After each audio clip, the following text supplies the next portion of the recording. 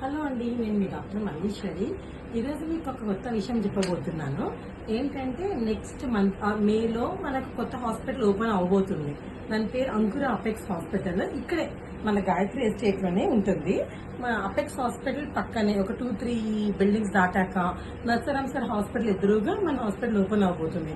అక్కడ ఇప్పుడు మనం చేసే ఫెసిలిటీస్ ఇక్కడ అపెక్స్ హాస్పిటల్లో గైనెక్ సర్జరీ, ఆర్థో, యూరాలజీ అన్ని చేస్తున్నాం కదా. అక్కడ పోయాక ఏమవుతుంది అంటే vascular surgery, cardiac things, angiograms, తర్వాత ఐవీఎఫ్ సెంటర్, తర్వాత ఫుల్ ఫ్లెడ్జ్డ్ ఒక 20-40 బెడ్ ఐసీయూ, చాలా పెద్దగా ఒక 100 బెడ్ హాస్పిటల్తో ఓపెన్ అయిపోతుంది. సో మీరందరి కోఆపరేషన్ కూడా మనకు అవసరం ఉంది. సో మీరందరు ఇక్కడ ఉన్న ఫెసిలిటీస్ కన్నా దానికి చాలా ఎక్కువ ఫెసిలిటీస్తో మేము మీ ముందు రాబోతున్నాం.